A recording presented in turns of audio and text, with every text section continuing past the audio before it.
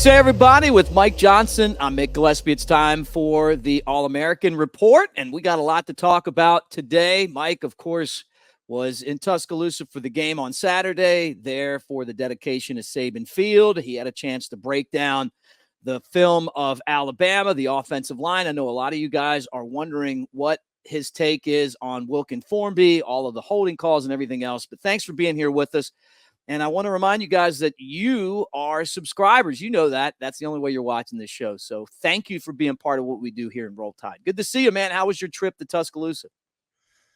Man, it was epic. It was short, unfortunately. I had to take my son to t-ball practice Saturday morning over here in Sandy Springs, and then I got a chance to climb in the car. The wife and I head over to Tuscaloosa, drove straight in, went straight to the sign unveiling out front, which was awesome. And then, got a chance to go hang out with some old friends in the south end zone, I believe it is. Got a chance to see a bunch of old buddies of mine, man, from 07, 08, 09. Some names that people love, man. Roy Upchurch, Ali Sharif, John Parker, obviously there, Corey Reamer, your buddy Baron Huber there.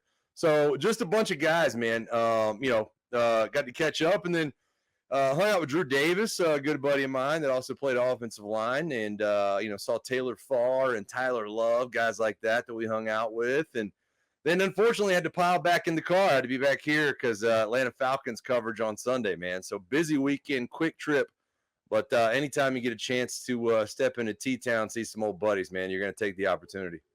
We're going to get back into that at the end of the show, but that really is cool. We'd love to hear about the experience. I think if I wait too long, though, people are going to be fast forwarding because they want to know about this offensive line. And you watched the game, you went back and rewatched the game. You know how things went. Alabama struggled. There were a lot of penalties. Mike, I'm going to be honest with you.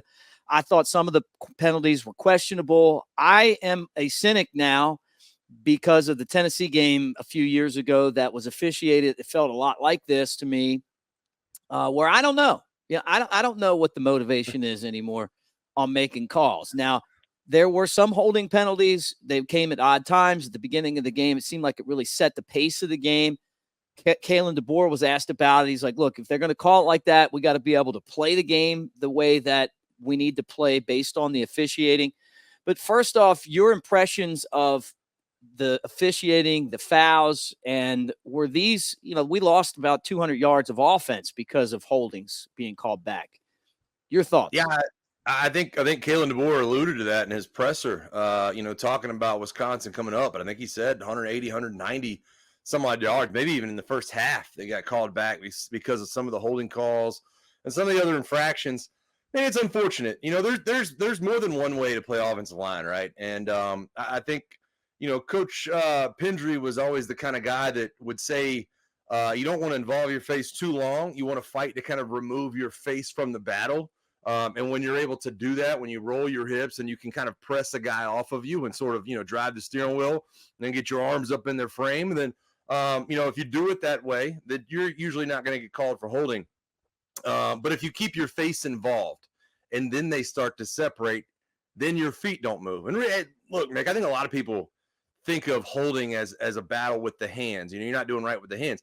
Holding is a battle of the feet. It's not moving the feet. Your feet are not moving fast enough, and you're bending at the waist, and and you could see a couple of times Wilkin Formby would get rushed, and he would kind of lean at the waist, and then his head would go down, and your feet can't move, right? And so when you have that kind of ordeal and you get in that mode, and there's a lot of speed, a lot of size on the other side of the ball, then, it's just what's going on, man. So it was unfortunate. I do not think that he played very well, to be quite honest with you. The feet looked pretty slow. And when you meet a speedy team, like South Florida was, there's a lot of speed on defense, you tend to lean into it and you stop moving your feet. And then all of a sudden your hands get real grabby and then they separate. And you can't give the referees an opportunity to make calls like that in the middle of the game. So it's unfortunate. I'm a big fan of his. I think he's great in the run game. I think he moves people. He's going to be a weapon for this team. But I think it's very clear to anybody watching when Pritchett got put in there, he did a better job of just kind of, not involving his face, using his hands and continuing to move his feet at a rapid rate. And it paid off in dividends for this offense. So with Formby, did you think that they were all the penalties? I mean, were they all legitimate to you, or do you think some of them were, or some of them weren't? I mean, and the rest of the holdings as well. I mean, did you see it all? Like, okay, these are obvious, because I feel like you could call that crap on every play if you wanted to. I think some of them were more egregious than others. I don't know that I looked at any one of them and thought, man, that's awful. Um, some of them were a little bit ticky tack, yes, but I don't think any of them were just straight out awful calls. Like he just didn't even touch the guy.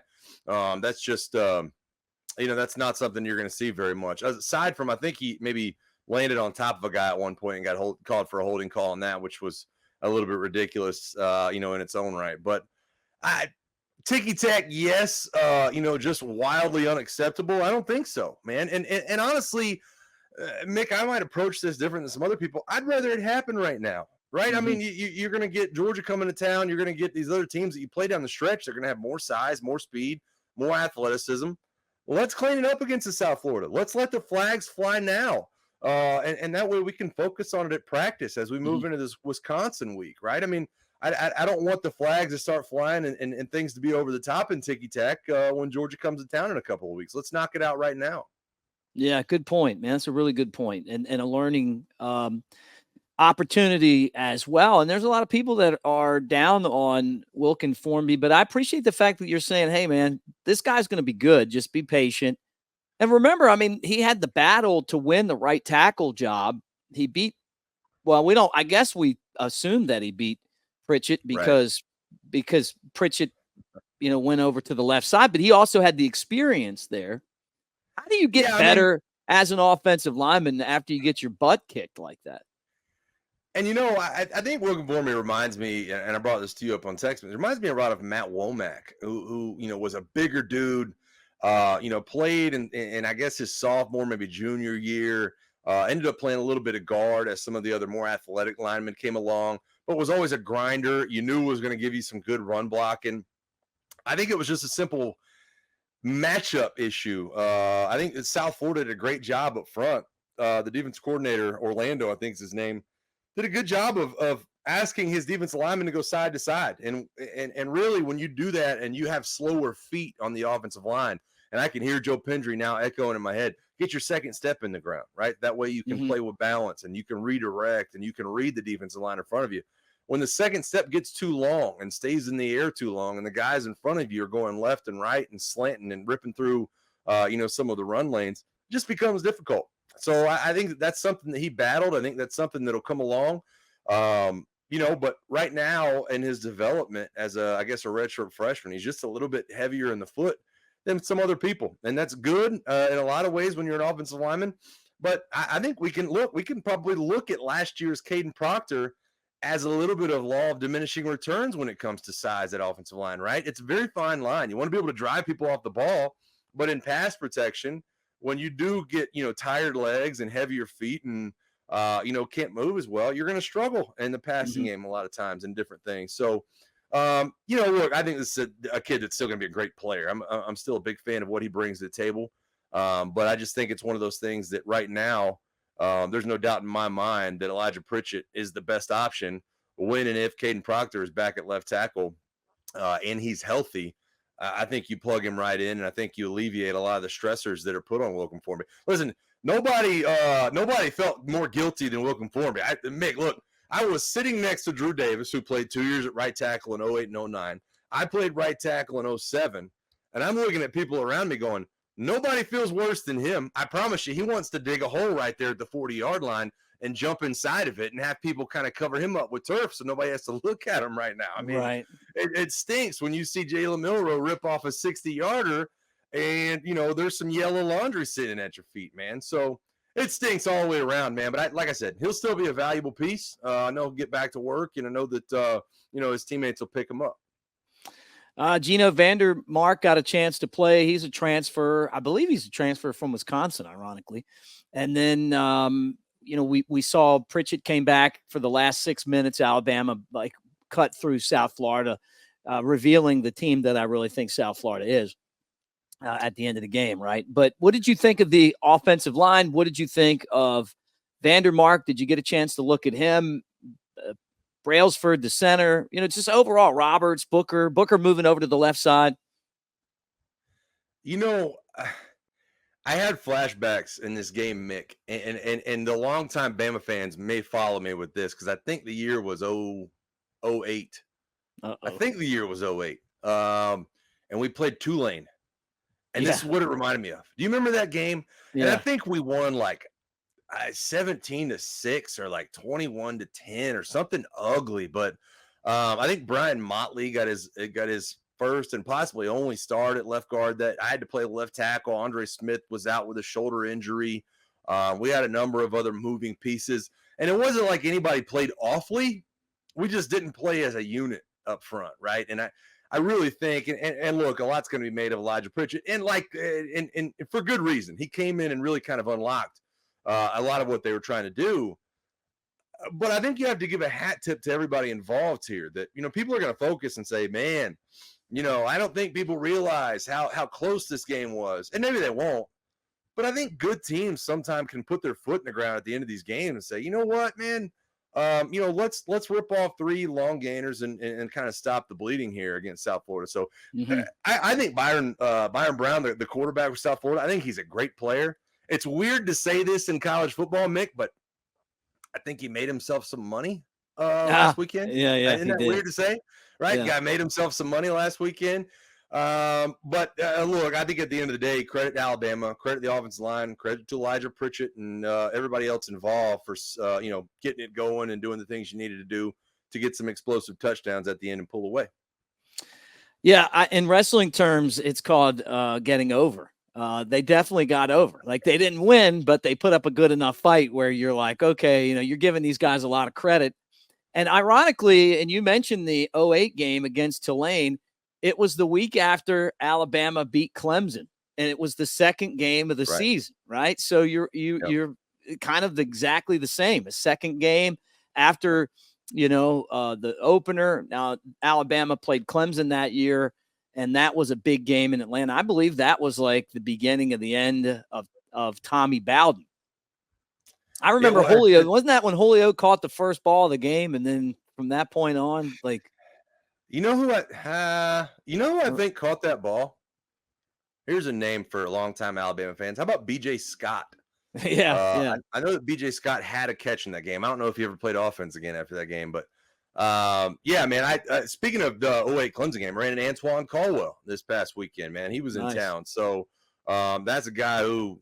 Boy, playing between him and Andre Smith was a lot of fun. Let me just put it that way. And I did not like sliding out to left tackle, but multiple times in that 08 season when I had to. It didn't end up well for the offense either. So, no, man, it just, like I said, it reminded me of that Tulane game where you got a quality guy in Tyler Booker that's got to slide around, some other pieces that really more depth guys at this point in their career that have to step to the forefront, and you still pull off the victory. So kudos to everybody involved, and you hate that it got as far down the road as it did, but they're able to reel it back in.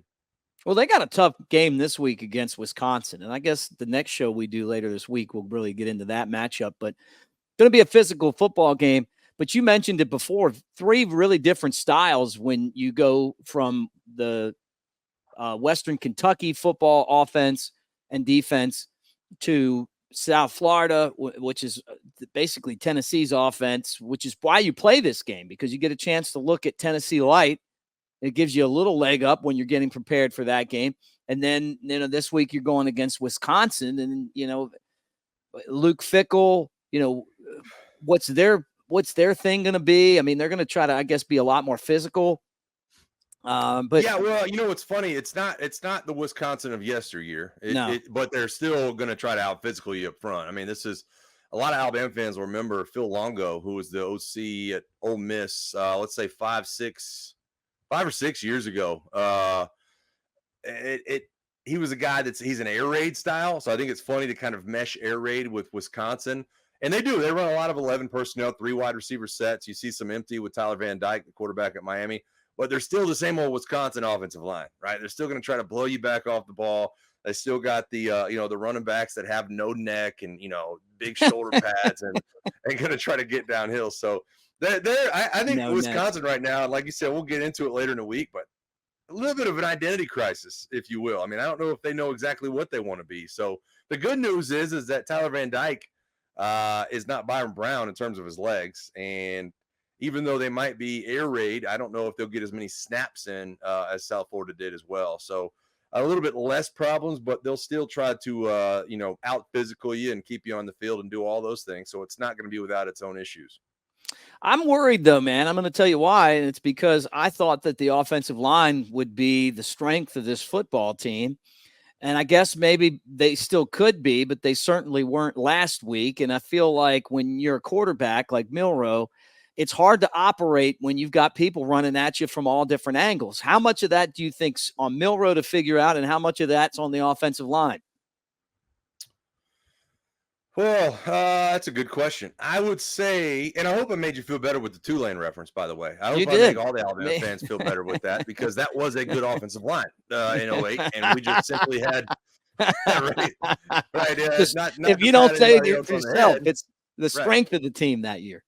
Yeah. So, I mean, no, look, man, I mean, I think that when you look at it, like I said, just a couple of guys playing out of position, you're not at full strength, and a lot of other things going on, right? I mean, you look at the Saban Field thing, you look at South Florida and what they bring, with the fact that you got a trip to Wisconsin the next week. I'm not saying that plays in to factor in, but the point being, Mick, is that penalties in college football are the great equalizer, right? Mm-hmm. I mean, it's you have teams that jump up. I mean, let's look at some of the badly timed penalties that Notre Dame had against Northern Illinois or Boise State against Oregon, even though they didn't pull it off.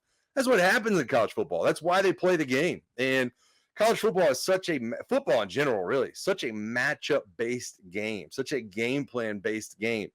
Look, I think that if you were going against Georgia with Wilcom Formby and you expected to be speed rushed as much as South Florida did, then maybe you install a chip system or something along the way, or make sure that the tight end's releasing and maybe Mr. Oots over there can kind of hit some ribs on his way out. But I'm not terribly nervous. I mean, you look week in and week out of last year's Alabama team. They get the tar beat out of them by Texas. They almost lose to Auburn, and they flip around and beat probably what was a shoe-in to be a national championship team in Georgia along the way. So it's all matchup based, and I think you just got to go 1 week at a time right now. And you also have to remember, Mick, it's 12 teams getting in the dance this year. If Alabama stays where they're at right now, how about a little home game in Tuscaloosa come December 20th? That doesn't sound bad at all either. So, just keep your eye on the prize, keep working. Hopefully, Jalen Milroe connects on some of those deep go routes that he attempted there in the first half that he did not connect on. And hopefully this Alabama offense can continue to learn about itself and learn what its strengths are as they move through this schedule. Hey, well said. All right, let's go back to you in Tuscaloosa to finish this episode up. How many of your offensive lineman buddies did you see? How many of your old, you said Baron Huber, I know you have a crew. Was your whole crew there? A lot of the crew was there, man. A lot of the crew. Preston Dial, was he in the house? Preston Dial, not in the house. No, unfortunately, man. I didn't get to see my guy P. Dial, but a lot of guys that I did play offensive line with. Like I said, man, I saw BJ Saylor, who works with the A Club nowadays in Alabama. Antoine Caldwell, of course, man, one of the great centers and really men that have come through that program. I can't tell you enough about him. Saw Roy Upchurch, who's now a head coach at JAG just outside of Montgomery. It's funny. I was standing with Roy when Coach Saban walked up and said hello, and I shook Coach's hand, and he said, "Mike, what are you doing now?" And I said, "Coach, just I do radio and some other things, and Roy was standing there. And he said, "Roy, what about you?" And I stopped Roy. I said, "Coach, Roy is a head football coach." And the look on Coach Saban's face, he kind of looked at him and I don't know I don't want to say shocked, but he was like, "Wow." And I said, "How about that, Coach?" I said, "Irrelevant Roy. He learned some lessons along the way, and now he's the one that's the head man." And Coach Saban had a good laugh about that. I'll say this too, man. Hats off to Coach Saban, because I know he was exhausted, Mick. I mean, I just you want to talk about a full day. I had a full day. I went to T-ball practice Saturday morning and drove to Tuscaloosa and back. This guy goes to Ann Arbor is in Ann Arbor. Works for 3 hours on the game day set. Hops in a plane.